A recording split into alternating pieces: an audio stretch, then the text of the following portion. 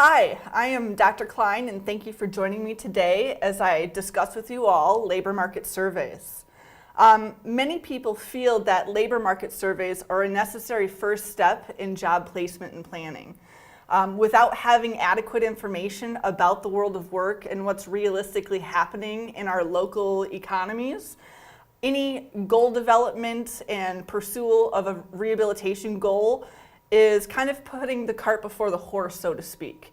If we have a client that indicates interest in, say, video game development, well, that's all well and good. However, if that job doesn't exist in our local economy, we may be wasting our time. And so labor market surveys are a way for us to survey and research the community in our geographical location to figure out what jobs exist for our clients so that we can help them pursue. This should be something that you ideally do before you identify a rehabilitation goal with a client, before you write a plan, and have some of those more specific, crystallized conversations with clients. So, the definition of a labor market survey is a job development technique to determine the existence of available jobs relative to an established goal within that specific geographic location.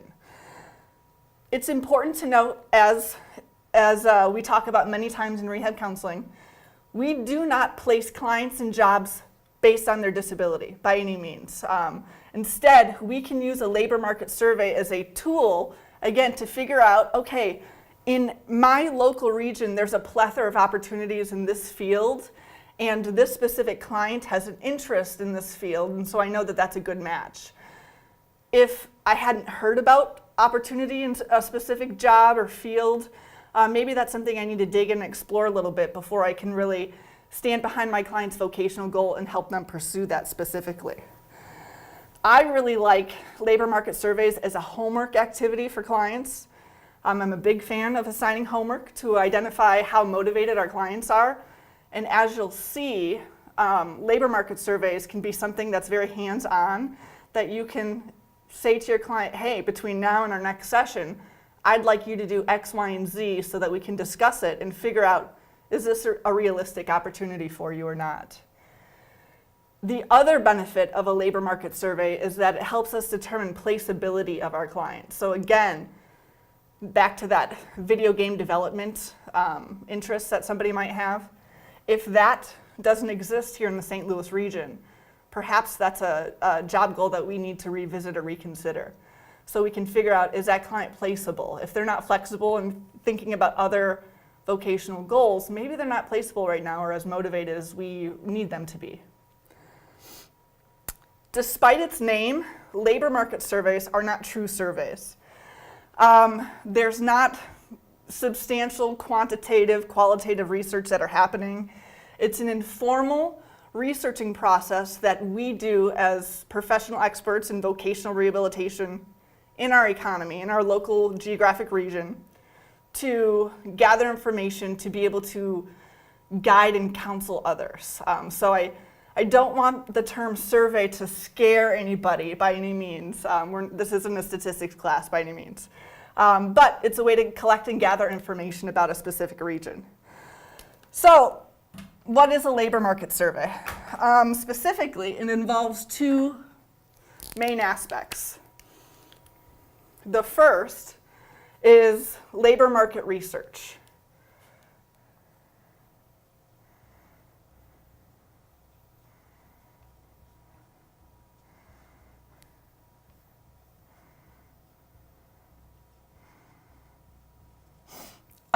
And with labor market research, you all know how to do this. I promise you this. The second, and I'll come back to this, the second piece is called, we'll call it employer sampling. Whoops.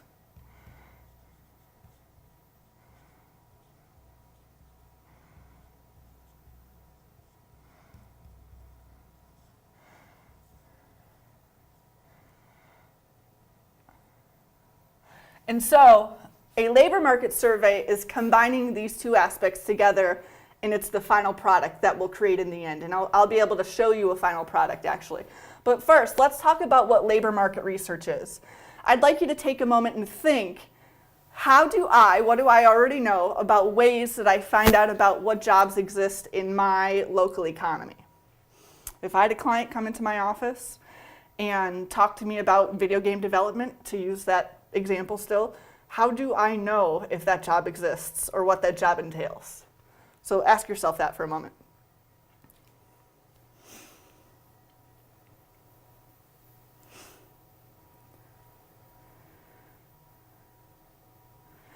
As you may or may not have already done in my class or in other classes, there are many ways that we can provide labor market research or conduct labor market research. They include the DOT, O-Net, a wonderful publication called St. Louis Hot Jobs,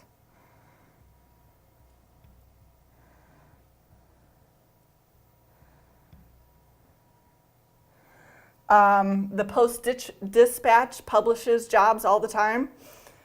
I call this St. Louis Jobs because I believe that's the actual name on the website. If you have played around with MERIC, it's a wonderful resource that I use in my classes. MERIC stands for the Missouri Economic Resource. I'm blanking on the I and the C, but it's MERIC. It's a wonderful resource about jobs in our geographic region, what they're graded, A, B, C, how much money individual job titles make, how much training you need, the opportunity for growth and advancement in that field. An excellent resource for us to be aware of for our clients.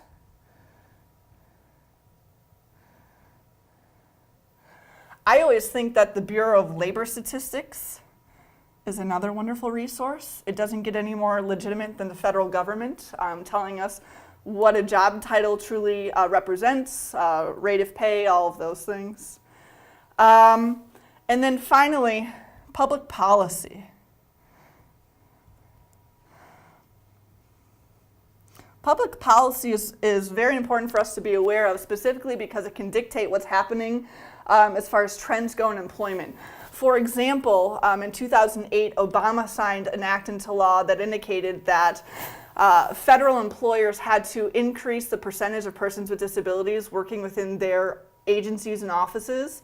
And that really provided a positive shift for state government and so on and so forth to be able to hire, promote, retain persons with disabilities. So being aware of different types of legislative initiatives like that can say, hey, you're a person with a disability, you're interested in work that could take place in the government sector, I'm aware of this public policy, let's pursue this. That gives you valuable information about the labor market in your area. So, and you all may be thinking about other things here that I haven't written on the board, which is okay, but to gather information to research our labor market, these are very common resources that we can take advantage and that I want you to be thinking about specifically. Now, employer sampling. This is a term, sampling, that you've probably run into in your statistics courses or your research courses, and it is very similar to that, but don't be intimidated. It's certainly doable, it's concrete, and let's talk about it. So, employer sampling, first and foremost, is figuring out your research questions.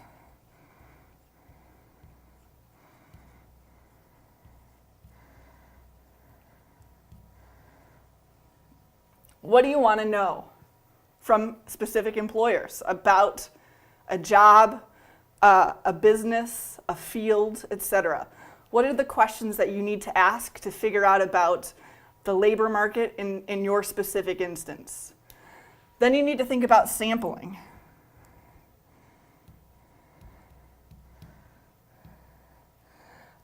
So, who are you going to ask? Are you going to ask large corporations like Purina, Anheuser-Busch, etc.? Are you going to be asking mom and pop shops? Are you going to be asking more like corporate national chains? Who do you need to be asking these specific questions to? because you need to identify who your population of interest is specifically. Then you need to think about interviewing.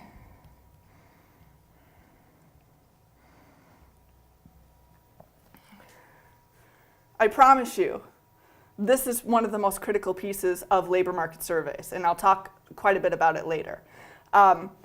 You got to be effective at getting doors to open so that people will have conversations with you.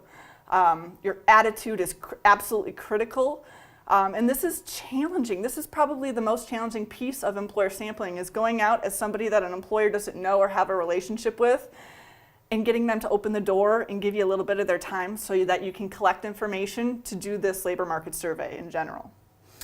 Then you need to report the data. And I will put data in quotations. Again, because it's not like we're doing a survey of Qualtrics or anything like that. We're collecting information from our research, from our interviews actually.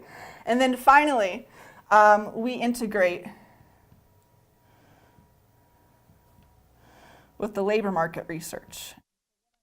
And so after you integrate your employer sampling, after you collect your employer sampling information, it's important to then implement it with your labor market research. And taking these two arrows together creates your labor market survey. And so some of you, hopefully, have completed a transferable skills analysis with me in some of my classes. It's an unforgettable activity if you have. And think for a moment now, you have a transferable skills analysis and it says, my client has the skills, interest, and capabilities to pursue a job as for an example, a mortuary beautician. That's very random and all well and good, but does that job exist here in our local economy? How do we know if that's a viable option for them? How do we pursue that? This is how. So we collect all of this information, we contact employers, we figure out, are these opportunities, do they exist in our local economy? Can we stand behind our client in pursuing that job goal? This is the labor market survey. So let's talk a little bit more about how we do this piece here, because this is really kind of an art form, employer sampling. So when conducting employer sampling, there are a few guidelines that you should be aware of. First, with identifying your research questions, you need to think about who, where, and what you want to be asking employers when collecting your information. For example, you could ask an employer, what is the recent, current, and projected labor market, and what are the starting wages for production landscapers in the St. Louis metropolitan area? Now, that's a whole lot of information in one question. That might be what you want to know, but the first question you might ask an employer is, how many production landscapers have you hired in the last 12 months? How many production landscapers have been promoted or received wages in the last 12 months? Are there opportunities for growth and advancement for persons employed in this position within your agency? Things like this to give you information about this specific company and this specific job title so that you can get a sense of what the opportunities are locally. Next, develop your survey questions. Before you actually make the first point of contact with your employer, you need to think about what are your questions, are they concrete and specific? You ask every single employer the exact same question, or else your survey, your research, if you will, can't really be generalized or compared to each other. So it's important that you have, I recommend about 5 questions, no more than that certainly, that you ask each employer and have those well prepared before your first point of contact. So I encourage each of you to take a moment and think, what are some research questions that you might ask an employer to learn about a particular labor market that you're specifically interested in? Having a moment to brainstorm that is quite helpful. The third part of employer sampling is having an effective interview. Now, you are contacting people, asking them for information. They are not expecting all the time your phone call or you stopping into a business to talk to them. So really you're asking something from somebody without really giving anything, and people don't always like that. So you really need to think about your attitude, your presentation, how you open up when you talk to somebody so that you don't get door slammed in your face immediately. All of that to say, there will be people, trust me, that will say, not interested, don't have time, don't bother me. So don't get too down on yourself if that happens. That's actually fairly typical, unfortunately. But that's part of actually, being a job developer, is going out and pounding the pavement, as we say, and knocking on doors. So think about how you're going to open up. Be brief, concise. I always recommend, if you're asking something from somebody, such as their time, that you be courteous and gracious, and the first thing you say to them is, you introduce yourself, and then you say, do you have about 2 minutes to spare, or should I come back later? Or, is now a good time for us to talk? Or, when is a better time that I could reach you at? That shows that you are considerate of the fact that they're actually taking time out of their day to give you something. So I strongly encourage that. Dr. Bertolino talks about an elevator speech, or a pitch, so to speak. So be able to represent who you are in about 30 seconds, and have all of that prepared before you go in. Then you have to think about who's your population. I'm going to go back to mortuary beauticians, for example. If you're looking for a specific job title in St. Louis, you don't only want to talk to funeral homes in West County. You should also talk to them in North County, South County, the city, etc., to be able to ensure that you're actually representing, your sampling frame is representing the most generalizable population for St. Louis. And then you have to think, okay, you're not doing a census, you're not getting absolutely every employer in St. Louis that is a funeral home. We're not doing that. I recommend talking to about 5 people, but make sure that they're representative, again, of our region by polling people in several different areas and locations. So then you have to have your instrument, again, another statistics term or research term, prepared. Before you make that first point of contact, have your questions. Record what the name of the agency is, the person that you're speaking to. Sometimes you're going to talk to an administrative assistant, other times you're going to talk to an owner, and it really can span the gamut. So make sure you find out who it is that you're talking to, what region in your community this business is located in, and the address or contact information or email address for that business so that you can follow up. Point 6 here on this slide is important for that final form that you'll be filling out for your labor market survey, so that if an employer or an insurance company wants to substantiate your report, you want to be transparent here that you have all that information to provide to them. And then finally, in your report, you're going to include data, and what I mean by that is, going back to bullet point 1 here, how many production landscapers, or how many landscapers have you hired in the past 12 months? 4. You want to include that concrete data. And then you also want to include maybe a paragraph summarizing your findings from contacting the specific employer. The last step is to create a report where you, again, integrate your labor market research with your employer sampling. And this is your labor market survey, this document, and I have one to share with you as well. When you read a labor market survey, you have a wonderful snapshot of what the opportunities are for your client based on their interests, skills, capabilities, and previous work experience. It's a wonderful tool to be able to stand behind and substantiate. So, all of this being said, I'd like to leave you with a few tips about doing this. I mentioned some of them when I talked about interviewing, but I really want you to know that the number one thing to remember is your personal attitude, okay? Really what this is cold calling, this employer sampling aspect, and to be honest, it makes me cringe to think about it at times too. I think that's a normal reaction But again, in our field, we have to go contact employers to gather information to help inform our clients. So the more you do this, the more comfortable you are. You have to go into these conversations confident, with a positive attitude. Don't overdo that though. Be gracious, courteous, have your pitch ready. Don't be too lackadaisical here, but practice this so that you're comfortable, because somebody will smell it all over you if you're fumbling over your words, you're unsure about what information you're trying to collect or gather, who you need to talk to at the business. My recommendations are always to be gracious, courteous. Is this a good time for you? At the end, saying thank you so much. This really helps my clients. Things of that nature. And the best practice is to be mindful of their time. So again, be prepared, straight to the point, etc. Now, let me show you an example of what an actual labor market survey looks like. What you see on this graphic here is a labor market survey for a client that has been conducted. Specifically, this client sustained an injury to their ankle.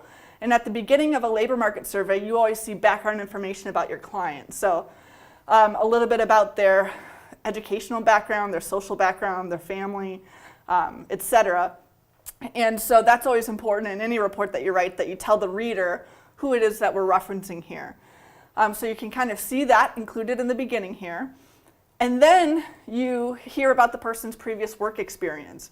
And so this particular client has been employed as an organist and a secretary, for example. And so we need to find out, can we place this client in either of these positions here in our local region? Do those jobs exist? So lower in the labor market survey, you can see that we have done some cold calling. First of all, we've done labor market research on a secretary, on an organist, on a salesperson, etc. And part of that is we figure out how much money these people make. That information is included in ONET. We figure out what the actual job title is of this position, also found in the Dictionary of Occupational Titles, or in ONET, or in the Bureau of Labor Statistics. Then we contact about 5 businesses that employ organists, mainly churches. And so we ask, how many organists have you hired in the past 12 months? How many organists have received wages? What's the average wage for an organist at your establishment, at your church? And so you kind of collect all that information, and you'll see here that there's not a whole lot of opportunity for that position in this specific area. So we move on and we look at secretaries, salespersons, and we can get a really good snapshot about what the opportunities for placing a client in those specific positions are. This is your labor market survey. At the end, you will see that there is summary and recommendations, and specifically, the rehabilitation counselor has to consider accommodations for their client based on their disability and based on the job that they're recommending. So you can see for this particular client, there are recommendations based on secretaries, organists, salespersons, etc. We include full-time employment, we include hobbies or part-time employment on the weekends, for example, as well as accommodations that we have to consider.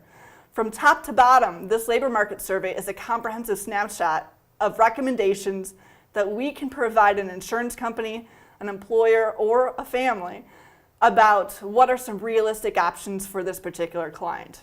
An incredibly valuable tool, something that we as rehabilitation counselors and professionals are expected to be experts at. This is my introduction to labor market surveys. Thank you.